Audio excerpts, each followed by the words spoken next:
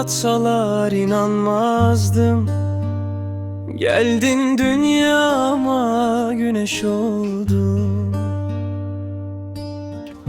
O küçücük ellerinle tüm dertlerimi unuttum.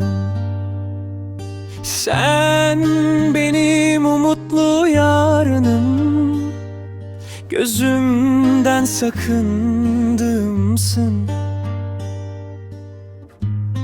Gecemi aydınlatanım, sen kabul olan duamsın. Ah,